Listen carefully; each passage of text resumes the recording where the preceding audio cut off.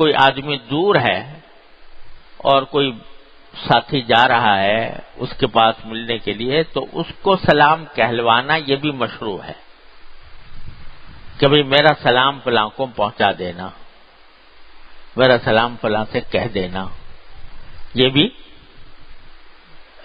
مشروع ہے اور احادیث سے ثابت ہے کہ صحابہ کرام ایک دوسرے کو سلام پہنچاتے تھے. خود رسول کریم صلی اللہ علیہ وسلم کو صحابہ کرام جب کوئی جا رہا ہوتا تھا حضور اقدس صلی اللہ علیہ وسلم کی خدمت میں تو کہتے بھئی ہمارا سلام حضور کو پہنچا دینا. یہاں تک کہ ایک مرتبہ رسول کریم سرورت عالم صلی اللہ علیہ وسلم اور صحابہ کرام جا رہے تھے عمرہ کرنے کے لیے. راستے میں خبر ملی کہ ایک دشمن حملہ کرنے والا ہے تو صحابہ کرام کے ایک ٹولی ایک دستہ آپ نے اس طرف روانہ کر دیا کہ دیکھو کہاں ہے دشمن. وہ ادھر چلے گئے تو اس طرح دو ٹکڑے میں بٹ گیا حضور کا لشکر.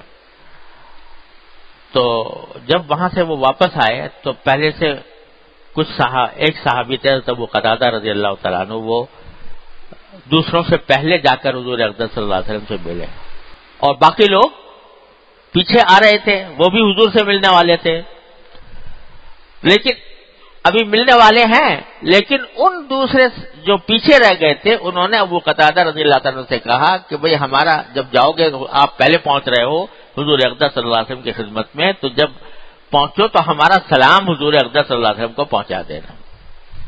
حالانکہ خود ملنے والے ہیں ابھی آنے والے، لیکن تھوڑا وقفہ تھا بیچ میں. حضرت ابو قتادہ رضی اللہ تعالیٰ عنہ جو ہے وہ جلدی جانے والے تھے تو فرمایا کہ ہمارا سلام رسول کریم صلی اللہ علیہ وسلم کو پہنچا دینا. چنانچہ جب وہ پہنچے تو جا کر پہنچایا کہ یا رسول اللہ آپ کے ساتھی بھی آنے والے ہیں پیچھے، انہوں نے آپ کو سلام کہلوایا ہے. تو کسی اپنے ملنے جلنے والے کو، کسی بزرگ کو، کسی عزیز قریب کو سلام بھجوانا یہ بھی سنت ہے. اگر کوئی کرے تو اچھی بات ہے کہ بھی میرا سلام فلاں کو پہنچا دینا. لیکن ایک بات کا خیال رکھو، وہ یہ کہ جب کسی کے ذریعے سلام پہنچاؤ تو اس کو ساتھ یہ کہہ دو بھئی اگر یاد رہے تو سلام کہہ دینا، کیونکہ اگر آپ نے اس کو کہہ دیا کہ سلام پہنچانا اور اس نے قبول کر لیا کہ ٹھیک ہے میں پہنچا دوں گا، لیکن وہ پہنچا نہ سکا، بھول گیا، تو وعدہ خلافی کا مرتکب ہوگا. اس لیے مسلمان کو یہاں بھی تکلیف سے بچانا چاہیے کہ اس سے جب یہ بات کہلوائے تو یہ کہے کہ بھئی اگر یاد رہ جائے تو میرا سلام پہنچا دینا. ہمارے حضرت والا حضرت حکیم البرکت صلی اللہ تعالی وسلم نے یہ تلقین فرمائی کہ بھئی دوسروں پر بوجھ نہ ڈالو. اب اگر اس نے کہا کہ اچھی بات ہے پہنچاؤں گا اور کسی وجہ سے نہیں پہنچا سکا تو خامخواہ وعدہ خلافی کا مرتکب ہوگا. اس واسطے یہ کر لینا چاہیے. ایک بات تو یہ. دوسری بات یہ کہ جب سلام پہنچائے کوئی آدمی دوسرے کا کہ وہ فلاں نے سلام کہا ہے آپ کو، تو اس کا جواب ہے علیہم وعلیکم السلام. وعلیکم السلام تو اس کو کہا جاتا ہے جو سامنے موجود ہے، اس نے سلام کیا تو اس کا جواب وعلیکم السلام ہے.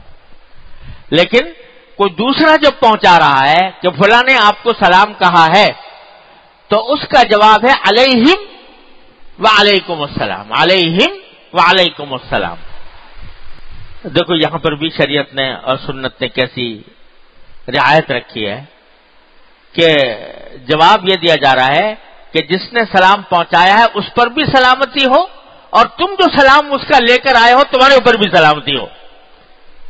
علیہم وعلیکم السلام یہ جواب دینا چاہیے. تو اس طرح ڈبل دعا ہو جاتی ہے، اس کے حق میں بھی جس نے سلام بھیجا اور اس شخص کے حق میں بھی جو یہ سلام لے کر آیا کیونکہ وہ تمہارے لیے دعا کا تحفہ لے کر آیا ہے، دعا کا پیغام لے کر آیا ہے، تو اس کا بھی حق ہے کہ وہ تم اس کو دعا دو. اس نے تمہاری ایک خدمت انجام دی ہے کہ تمہارے لیے دعا لے کر آیا ہے. تو جو لانے والا ہوتا ہے نا بیچ میں، یا کوئی کام کرنے کے لیے محض ذریعہ بن جاتا ہے، اللہ تعالیٰ اس کو بھی اجر و ثواب عطا فرماتے ہیں اس کام کا. حدیث میں آتا ہے کہ اگر کوئی شخص صدقہ کرتا ہے تو صدقے کے لیے کسی نے کسی کو رقم دے دی کہ بھئی تم میرے پاس رکھ لو، یہ جب فلاں آدمی آئے گا تو اس کو دے دینا صدقے کے طور پر. تو حدیث میں آتا ہے جس کے پاس پیسے رکھوائے ہیں اس کو بھی اتنا ہی ثواب ملتا ہے جتنا صدقہ کرنے والے کو ثواب ملتا ہے، کیونکہ یہ واسطہ بن رہا ہے اس کا.